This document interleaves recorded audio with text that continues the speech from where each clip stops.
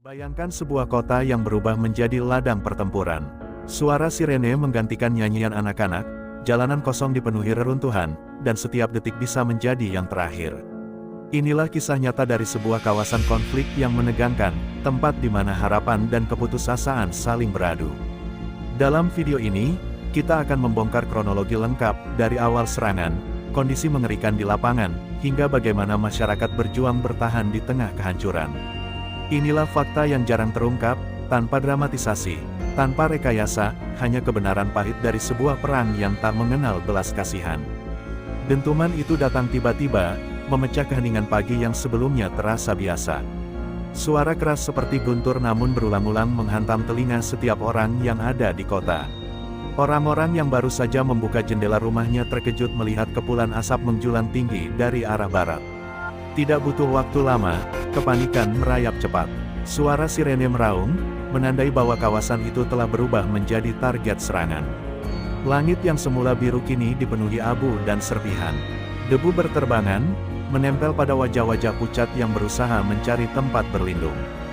Banyak yang tak mengerti apa yang sebenarnya terjadi, hanya tahu bahwa dentuman itu berarti bahaya. Di jalan-jalan, kendaraan ditinggalkan begitu saja, pintu-pintu toko terbuka dengan tergesa, pemiliknya lari tanpa sempat mengunci. Ledakan berikutnya mengguncang lebih keras, kaca-kaca jendela pecah, menyisakan suara berderak seperti hujan batu. Di sebuah pasar yang biasanya ramai dengan tawar-menawar, teriakan panik menggantikan suara pedagang. Barang-barang berserakan di lantai, buah-buahan hancur bersatu dengan debu dan pecahan kaca. Semua berlari tanpa arah, hanya ingin menjauh dari titik ledakan. Di salah satu sudut kota, seorang ibu memeluk erat anaknya, mencoba menenangkan tangisan yang tak berhenti. Dengan langkah gemetar, ia berusaha menemukan ruang bawah tanah yang bisa menjadi perlindungan sementara. Setiap langkah terasa berat, karena jalan yang dilaluinya penuh dengan orang yang saling berdesakan. Wajah-wajah cemas saling bertemu, tak ada yang tahu apakah mereka bisa selamat hingga esok hari. Sementara itu, suara artileri terus berulang, seperti dentuman jantung besi yang menggetarkan tanah. Setiap kali suara itu terdengar, tubuh-tubuh meringkuk, menutup telinga dengan tangan, berharap ledakan tidak menghampiri mereka. Bau mesiu menyebar, bercampur dengan aroma asap yang menyesakkan dada. Kota yang biasanya penuh kehidupan kini berubah menjadi arena ketakutan yang tak bertepi. Di pusat kota, sirene darurat tak berhenti berbunyi, mengingatkan warga agar tetap berada di tempat perlindungan. Namun tidak semua beruntung memilikinya. Banyak keluarga yang hanya bisa bersembunyi di lorong sempit atau ruang bawah tangga. Mereka berdoa, berharap serangan cepat berakhir. Dari jauh, terdengar tangisan bayi bercampur dengan teriakan orang dewasa yang meminta tolong. Dalam hitungan jam, wajah kota berubah total.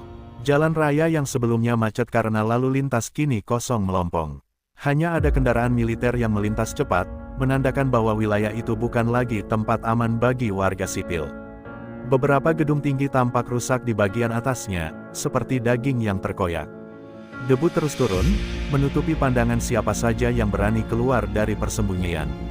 Di salah satu rumah sakit, tenaga medis bekerja tanpa henti. Korban berdatangan dengan luka-luka serius. Mereka yang selamat menceritakan bagaimana rumah mereka hancur hanya dalam sekejap. Ruang darurat penuh, suara monitor medis bercampur dengan jeritan kesakitan. Peralatan terbatas, namun dokter dan perawat tetap berusaha, meski mereka sendiri tak tahu apakah. Bangunan itu cukup kuat menahan guncangan berikutnya. Malam mulai turun, tetapi suasana tidak menjadi tenang. Justru kegelapan membuat rasa takut semakin pekat. Lampu-lampu jalan padam karena listrik terputus, hanya api dari bangunan terbakar yang menjadi penerang. Di balik kegelapan itu, suara helikopter terdengar samar, sesekali sinar sorotnya melintas di antara kepulan asap. Warga yang masih bertahan menutup mata dengan tangan, tak ingin tertangkap cahaya yang mungkin membawa bahaya. Hari pertama serangan itu menjadi awal dari babak baru yang penuh ketidakpastian. Tidak ada lagi rutinitas, tidak ada lagi rasa aman. Hanya ketegangan yang terus menggantung di udara.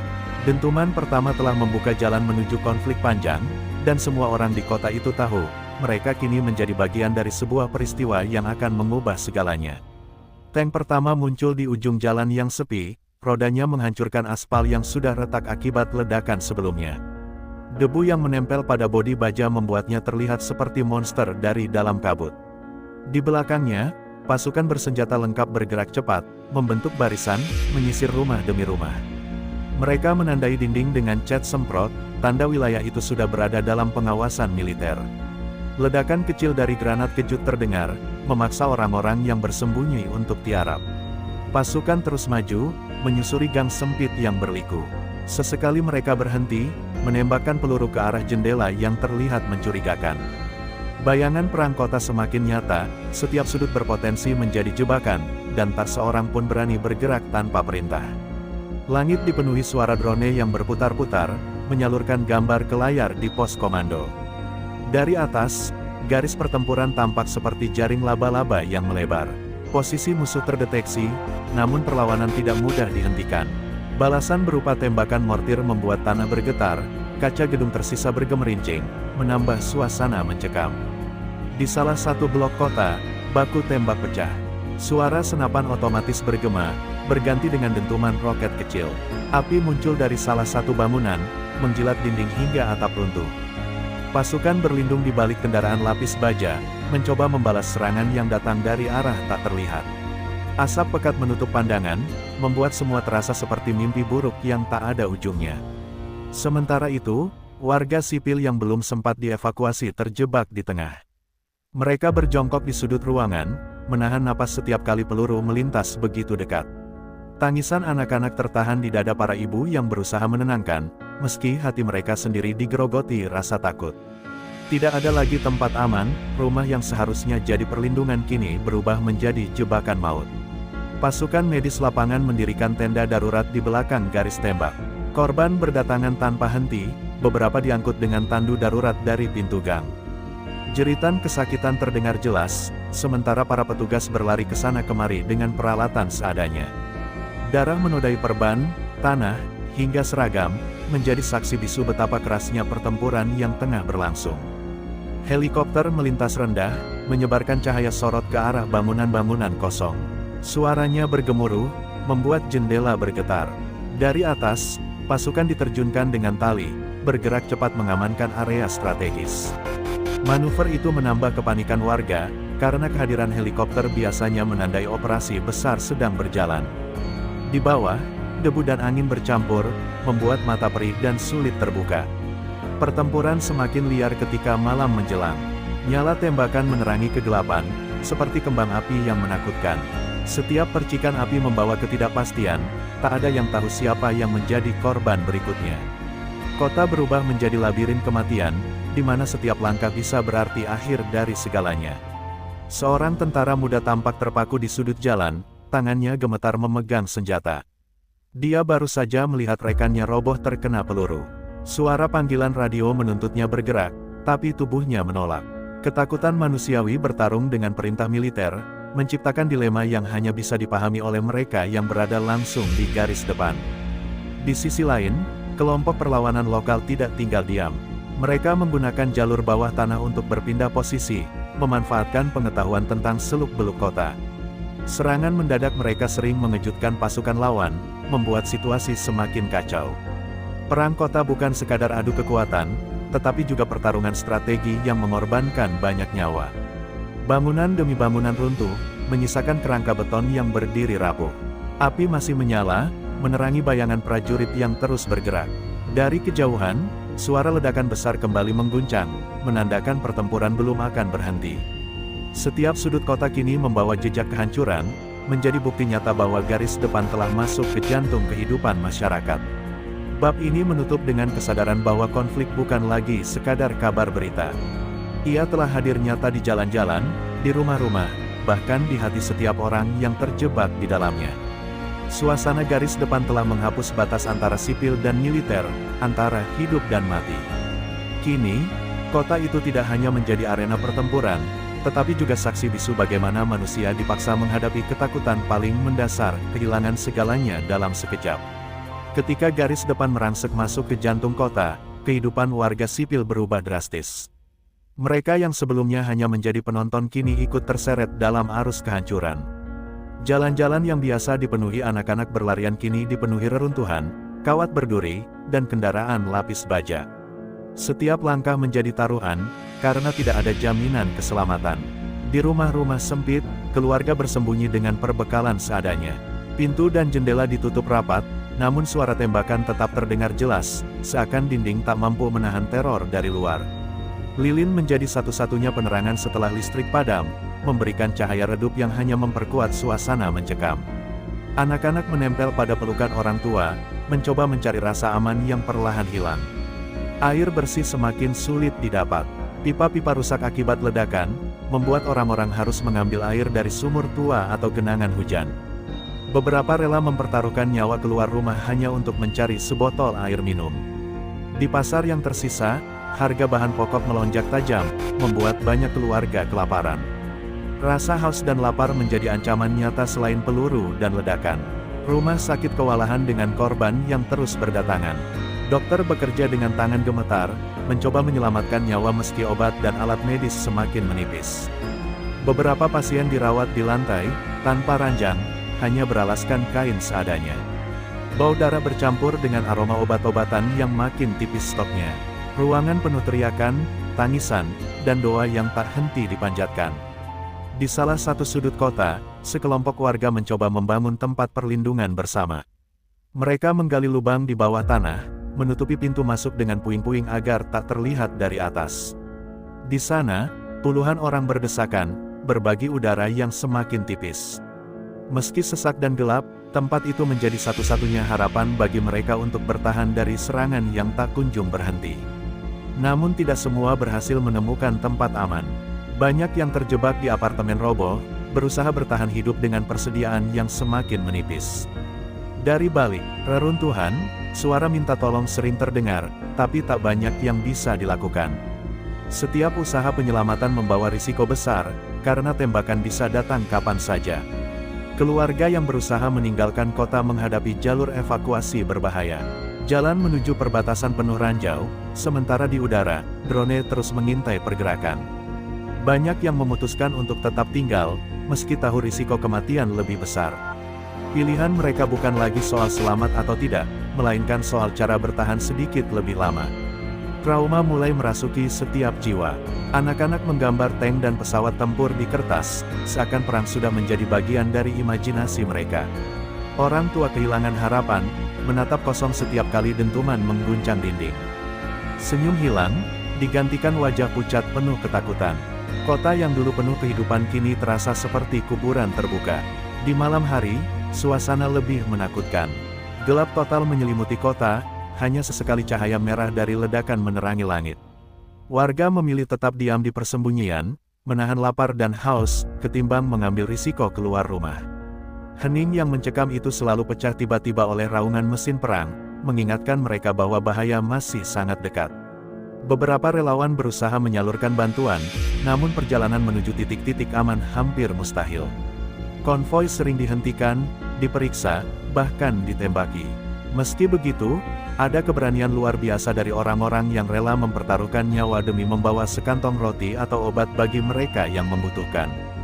Kisah-kisah kecil itu menjadi cahaya tipis di tengah gelapnya malam. Masyarakat yang dulu hidup dalam rutinitas kini terikat oleh rasa takut yang sama. Perbedaan status, usia, atau pekerjaan lenyap, digantikan oleh perjuangan bersama untuk tetap hidup. Mereka saling berbagi apa yang ada, meski hanya segenggam nasi atau setetes air. Solidaritas menjadi benteng terakhir yang menjaga mereka dari keputusasaan total. Hari-hari berjalan lambat, seolah waktu ikut terseret dalam penderitaan. Tidak ada yang tahu kapan semua ini berakhir. Namun satu hal pasti, warga sipil menjadi korban paling nyata dari sebuah konflik yang tak pernah mereka pilih. Mereka hanya ingin bertahan, menjaga keluarga tetap hidup, sambil berharap dunia luar akhirnya membuka mata pada tragedi yang terjadi di depan mata mereka. Berita tentang pertempuran yang tak kunjung reda segera menyebar ke seluruh dunia. Media internasional menayangkan gambar kota hancur, warga sipil berlarian, dan rumah sakit yang dipenuhi korban. Tayangan itu memicu gelombang reaksi keras dari banyak negara, masing-masing mengeluarkan pernyataan mengecam kekerasan yang berlangsung. Namun, pernyataan keras saja tidak cukup menghentikan laju kehancuran di lapangan. Dewan Keamanan Perserikatan Bangsa-Bangsa menggelar rapat darurat. Para diplomat berdiskusi panjang, saling menyalahkan, dan berusaha membangun resolusi. Namun, kepentingan politik membuat perdebatan menjadi buntu. Beberapa negara besar saling beradu argumen, menghalangi kesepakatan bersama. Resolusi gencatan senjata yang diharapkan banyak pihak pun terjebak dalam tarik-menarik kepentingan. Sementara itu, organisasi kemanusiaan internasional berusaha keras menembus zona konflik. Mereka membawa bantuan makanan, air, dan obat-obatan, namun jalur distribusi terhambat serangan yang terus berlangsung. Banyak konvoi bantuan terpaksa kembali karena tidak ada jaminan keamanan. Beberapa bahkan diserang, menambah daftar panjang korban di luar kalangan sipil lokal. Negara-negara tetangga ikut bersuara. Sebagian mendesak agar konflik segera diakhiri, sementara lainnya menutup perbatasan karena takut arus pengungsi yang tak terkendali. Ribuan orang sudah menunggu di titik perlintasan, berharap bisa keluar dari neraka perang. Namun pagar kawat berduri dan penjagaan ketat membuat banyak dari mereka terpaksa bertahan di tempat yang tidak lagi layak dihuni. Di ibu kota negara-negara besar, demonstrasi pecah. Warga turun ke jalan, mengibarkan poster yang menuntut penghentian kekerasan. Suara mereka menggema, menekan pemerintah agar mengambil langkah nyata. Namun, di balik tuntutan moral itu, para pemimpin politik harus menimbang kepentingan ekonomi, aliansi strategis, dan risiko keterlibatan militer. Media sosial menjadi arena pertempuran opini. Tagar pro dan kontra memenuhi lini massa, menyulut perdebatan global. Video pendek dari warga sipil yang terjebak di reruntuhan menjadi viral, menyentuh hati jutaan orang. Namun, bersamaan dengan itu, propaganda digital juga menyebar, membuat kebenaran semakin kabur. Dunia maya berubah menjadi refleksi lain dari perang yang terjadi di daratan. Beberapa negara mengirimkan bantuan militer tidak langsung. Mereka memasok senjata dan peralatan melalui jalur rahasia, berharap memperkuat salah satu pihak. Langkah ini justru memperpanjang konflik, karena keseimbangan kekuatan membuat perang semakin sengit. Publik internasional mengecam, tapi pemerintah-pemerintah itu berdalih bahwa mereka hanya melindungi kepentingan regional. Organisasi kemanusiaan mendesak dibentuknya koridor evakuasi. Mereka meminta jaminan agar warga bisa keluar dengan aman. Namun negosiasi berulang kali gagal karena tidak ada pihak yang benar-benar mau mundur. Setiap janji gencatan senjata hanya bertahan beberapa jam, lalu pecah kembali dengan serangan yang lebih besar. Krisis ini juga menimbulkan efek domino. Pasar internasional terguncang, harga minyak dan pangan melonjak, memicu keresahan global. Negara-negara jauh dari lokasi konflik ikut merasakan dampaknya, meski mereka tidak melihat langsung ledakan dan korban. Perang lokal berubah menjadi persoalan dunia, mengikat semua pihak dalam rantai krisis yang lebih luas. Lembaga hak asasi manusia mengeluarkan laporan yang mengejutkan. Mereka menuduh adanya pelanggaran berat terhadap hukum internasional. Foto-foto satelit memperlihatkan kawasan sipil yang dibombardir tanpa pandang bulu. Laporan itu memicu perdebatan sengit di forum global, namun sekali lagi, tindakan nyata belum terlihat. Di tengah semua kecaman dan seruan damai, warga sipil di lapangan tetap menunggu. Mereka mendengar kabar bahwa dunia memperhatikan, namun di hadapan mereka, dentuman bom tidak berhenti.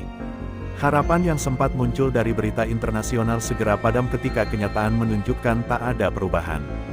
Bagi mereka, diplomasi hanyalah gema jauh yang tak menyentuh kehidupan sehari-hari. Bab ini berakhir dengan gambaran dunia yang terpecah. Ada suara solidaritas, ada pula kepentingan yang membuat langkah nyata terhambat. Sementara diplomasi berjalan di ruang rapat ber-AC, di lapangan warga sipil masih menggigil dalam ketakutan. Pertanyaan besar menggantung, berapa lama lagi dunia akan membiarkan tragedi ini berlangsung tanpa solusi nyata? Seiring meningkatnya eskalasi, medan tempur bukan hanya berada di jalanan kota, melainkan juga di layar kaca dan ponsel masyarakat dunia.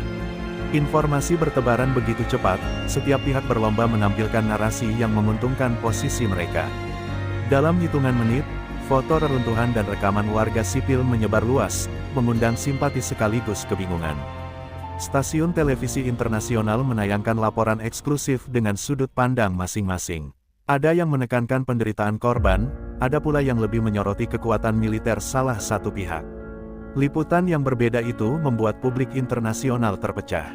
Di ruang keluarga, orang-orang berdebat tentang siapa yang benar dan siapa yang salah, meski sama-sama menonton. Gambar yang serupa, di media sosial, situasi jauh lebih kacau. Potongan video pendek muncul tanpa konteks, seringkali diberi judul provokatif agar segera viral. Beberapa di antaranya ternyata rekaman lama, diunggah ulang seolah terjadi saat ini. Netizen yang tidak memeriksa kebenaran langsung menyebarkan, menciptakan banjir informasi yang sulit dibendung. Pihak-pihak yang terlibat sengaja menggunakan propaganda digital untuk memengaruhi opini dunia. Mereka merilis pernyataan resmi, disertai gambar dramatis yang sudah melalui penyuntingan. Setiap unggahan dipilih dengan cermat, tujuannya bukan sekadar memberi informasi, tetapi juga membangun citra bahwa mereka adalah pihak yang benar. Narasi kebenaran berubah menjadi senjata yang tak kalah tajam dibanding peluru. Di lapangan, jurnalis independen berusaha mengungkap fakta. Mereka membawa kamera ke garis depan, menembus bahaya demi menyajikan laporan asli. Namun, pekerjaan itu tak selalu mudah. Banyak yang terjebak di tengah pertempuran, bahkan ada yang ditahan karena dianggap mengganggu. Kebenaran yang seharusnya jernih justru semakin terhalang oleh tirai kepentingan. Masyarakat sipil pun menjadi sasaran perang informasi. Selebaran dijatuhkan dari udara, berisi seruan agar menyerah atau bergabung dengan salah satu pihak. Radio gelap mengumumkan kabar kemenangan yang sebenarnya belum terjadi, hanya untuk melemahkan moral lawan. Psikologi warga yang sudah tertekan makin terombang-ambing, tidak tahu lagi informasi mana yang patut dipercaya. Sementara itu, kelompok perlawanan lokal memanfaatkan ruang digital untuk mengangkat kisah penderitaan warga. Mereka menayangkan wawancara dengan anak-anak yang kehilangan keluarga, memperlihatkan rumah yang hancur, dan membagikan kisah pengungsi yang kelaparan. Konten ini mendapat simpati luas, memicu gelombang solidaritas global. Namun pihak lawan segera menuduhnya sebagai manipulasi emosional.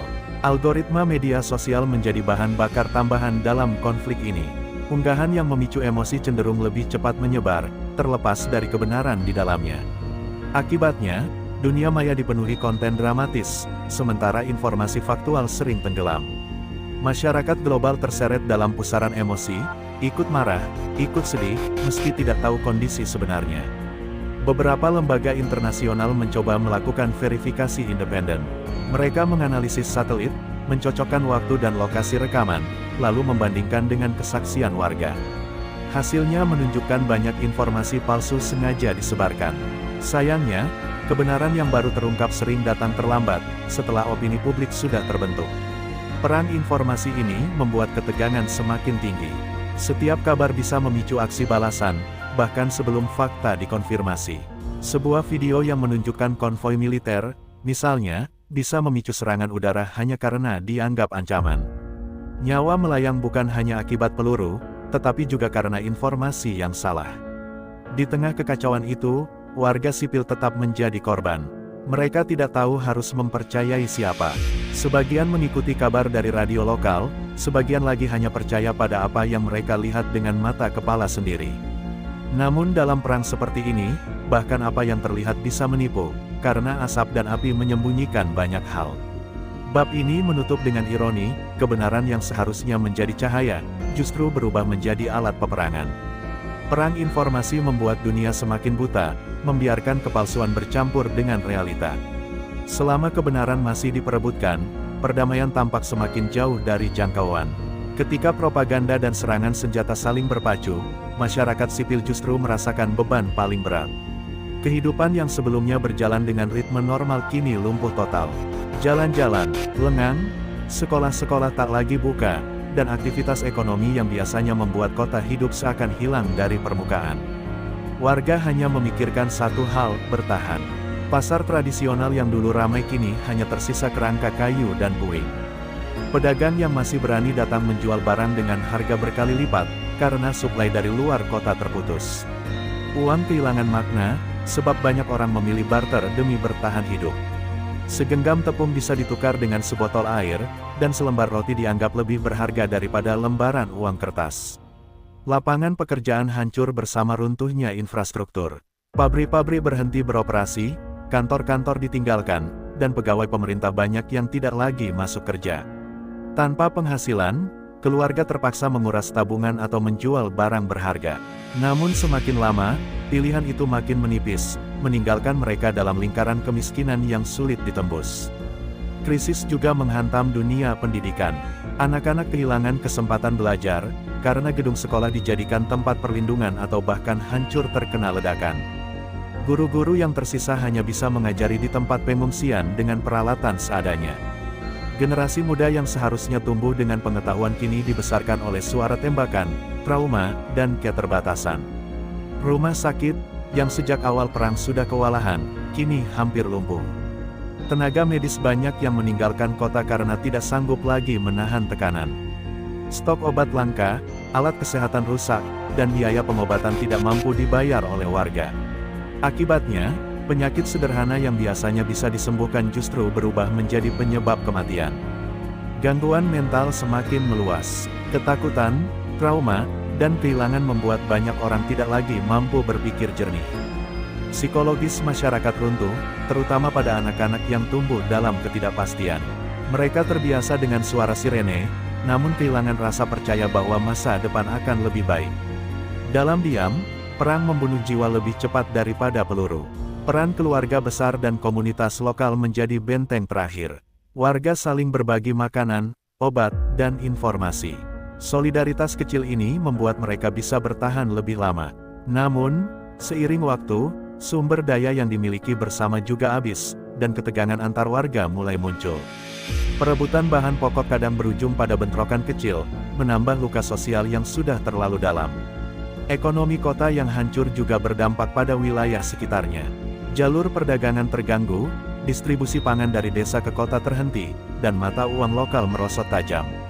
Pengusaha kehilangan kepercayaan, investor menarik modal, dan dunia luar memandang kawasan itu sebagai risiko besar.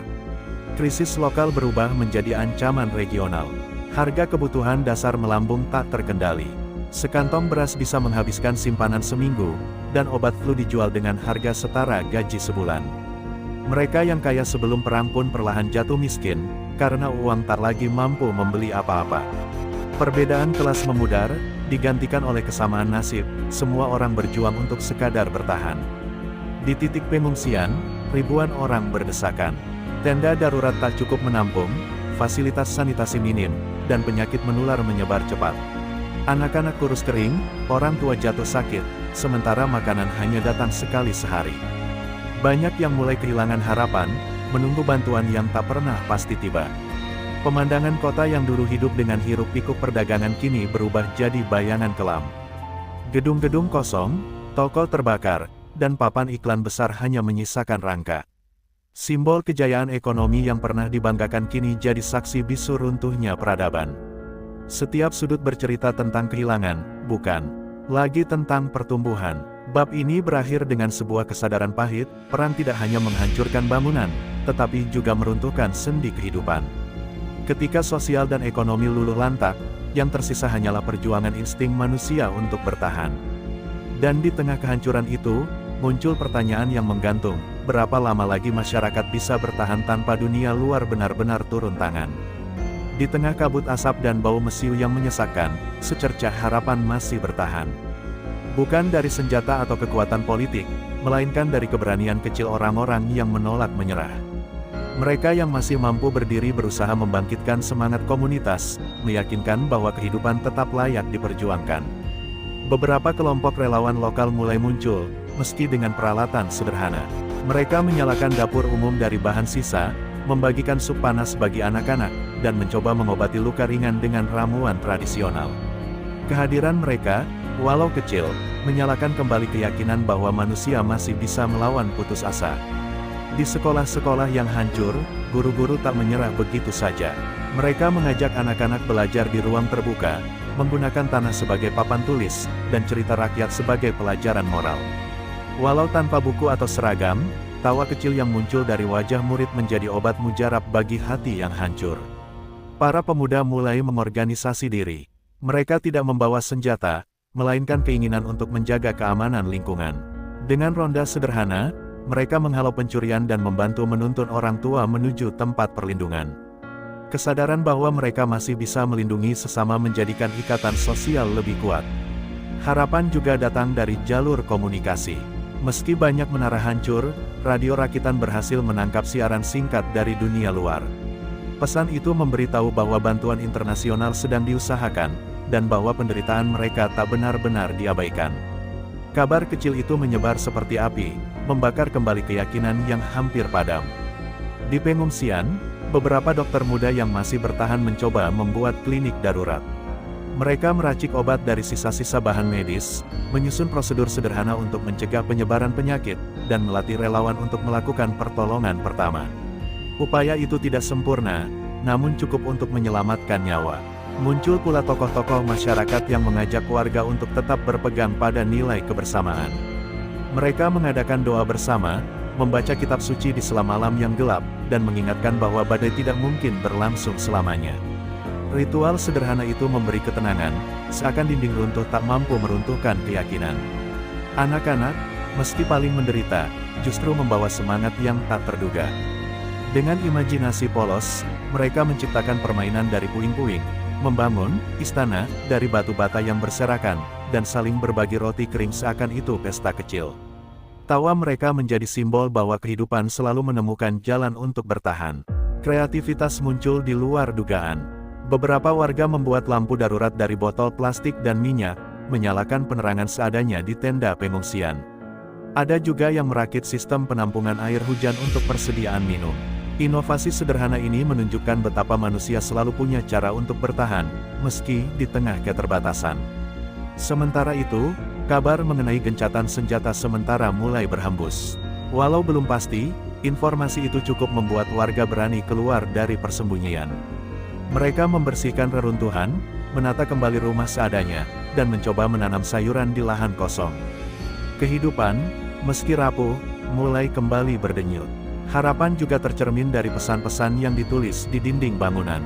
Yang hancur, kata-kata sederhana seperti, "Kita akan bangkit," atau, "Perdamaian pasti datang," menjadi simbol perlawanan terhadap rasa putus asa. Tulisan itu tidak hanya menguatkan yang melihat, tetapi juga menjadi pengingat bahwa keyakinan bisa lebih kokoh daripada beton. Bab ini ditutup dengan gambaran bahwa meski perang merenggut segalanya, semangat manusia tidak mudah dipadamkan. Di balik kelamnya malam, ada cahaya kecil yang tumbuh, bukan dari kekuatan senjata, melainkan dari hati yang menolak menyerah. Harapan itu, sekecil apapun, menjadi dasar bagi mimpi tentang masa depan yang lebih tenang.